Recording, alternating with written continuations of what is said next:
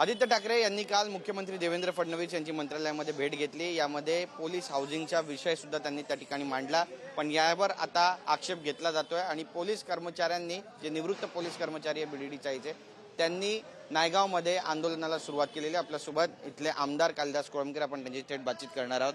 आपण पाहतोय की जे लोक आहेत ते तुमच्या कार्यालयात पण आले आणि या ठिकाणी आदित्य ठाकरे यांच्या विरोधात त्यांनी घोषणाबाजी सुद्धा केली आणि त्यांचा निषेध सुद्धा नोंदवला। तुमची भूमिका या सगळ्या संदर्भातली काय? मला एवढंच सांगायचं आहे की बीडीचाईच्या 2224 पोलिसांना ज्यावेळी आदित्य साहेबांचं गव्हर्नमेंट होतं त्यावेळी प्रत्येक पोलिसांना 50 लाखाचे पैसे भरायला सांगत होते। त्यावेळी आदित्य साहेबांनी हे कमी का नाही केले?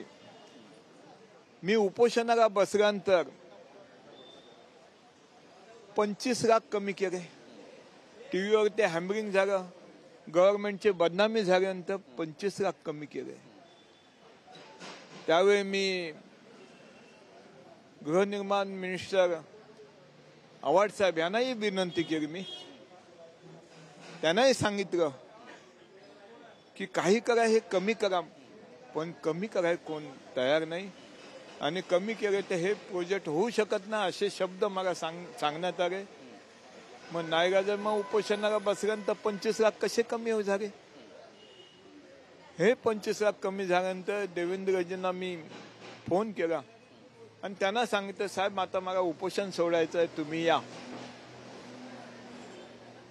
तर साहेबांचं फोनवरती मला सांगितलं, कालिदास मी नाशिक, कोल्हापूर आणि पुण्याला मी जातोय, त्याच्यामुळे मला यायला वेळ भेटत नाहीये, तर कोळंबकर तुम्ही समजून घ्या।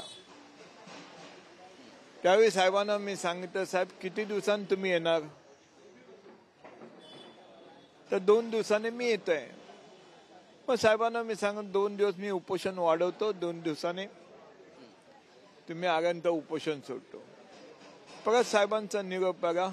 जाता जाता मी 2 मिनिटं थांबतो कालिदास आणि नंतर मी पुढे निघतो। मी चालेल,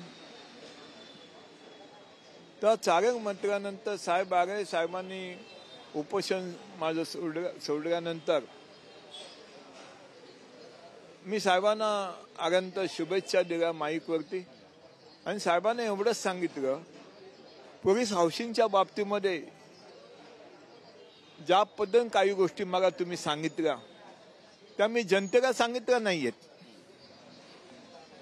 परंतु साहेब ह्या बाबतीमध्ये तुम्ही सुद्धा काही विचार करा।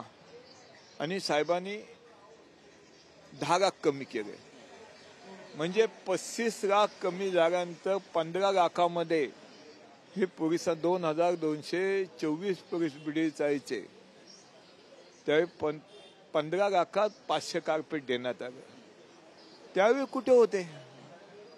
त्यांच्या विभागात पण बीडीचाई पोलीस बांधव आहेत, परंतु आता ज्या पद्धतीने सत्ता असताना करू शकले नाहीत, देवेंद्रजींनी हे पोलीस हाऊसिंगचा आता माझा प्रश्न साहेबांनी घेतलाय आणि जास्तीत जास्त लवकर पोलीस हाऊसिंगचा सुद्धा साहेब प्रश्न सोडवतील याबद्दल माझ्या मनात शंका नाही। नक्कीच, पण एकीकडे तुम्ही या सगळ्याचा पाठपुरावा केला, उपोषण केलं, पण आदित्य ठाकरे कुठेतरी श्रेय घेतात असा आरोप करतात इथले स्थानिक। बघा, मला एवढंच सांगायचं आदित्यना, जे मी काम केलंय ते मी केलं हे सांगणारच। तुम्ही केलं तर तुम्ही सांगा, पण ह्या गोष्टी मी केल्या आहेत। पोलिसांचे ते हे होतं, त्यांच्यावरती लोन होतं, ते पण कमी केलं मी। पण अशी विधानं आता या घडीला करण्यामागचं कारण काय? महानगरपालिका डोळ्यासमोर ठेवून ही सगळी विधानं होतात असं म्हणायचंय? मला शासनाला एवढंच सांगायचंय की कॉर्पोरेशन आता जवळ आलंय आणि कॉर्पोरेशनचं कसं बेनिफिट घ्यायचं हे आता प्रत्येक जण त्या गोष्टीने काम करतोय।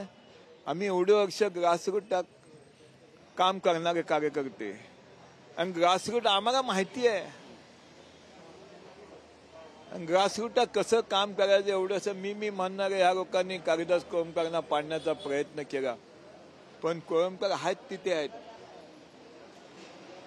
नक्की तुमची 9वी टर्म आहे. गिनीज बुक ऑफ वर्ल्ड रेकॉर्डमध्ये पण आमदार म्हणून तुमची नोंद झालेली आहे. पण जुने शिवसैनिक आहात तुम्ही आणि आदित्य ठाकरे यांचं तर बालपण सुद्धा तुम्ही स्वतः पाहिलेलं आहे. त्यामुळे त्यांना काही सल्ला या सगळ्यानंतर, या प्रकरणानंतर? मला एवढंच सांगायचं आहे की आज बीजेपी पक्षामध्ये मी आहे आणि देवेंद्रजींच्या त्यांच्यावरती कामावरती मी खुश होऊन त्यांच्यावर मी काम करतोय. काम करणारे कार्यकर्ते आहेत, ते मुख्यमंत्री आहेत आज, आणि कधी कामामध्ये नाही हा शब्द त्यांच्या मुखात नाही. मी सुद्धा नेहमीच सांगतो की बाळासाहेबांचा मी शिवसैनिक आहे.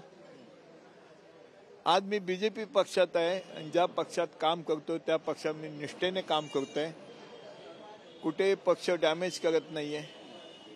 परंतु आई वडिलांनी जन्म दिला, पण राजकीय जन्म हा बाळासाहेबांनी दिला आहे, याबद्दल माझ्या मनात शंका नाही.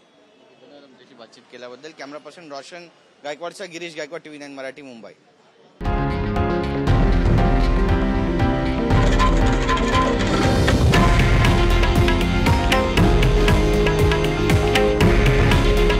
हे आहे देशातील नंबर 1 न्यूज नेटवर्क आणि आपण पाहत आहात TV9 मराठी. काळजी तुमची, हित महाराष्ट्राचं.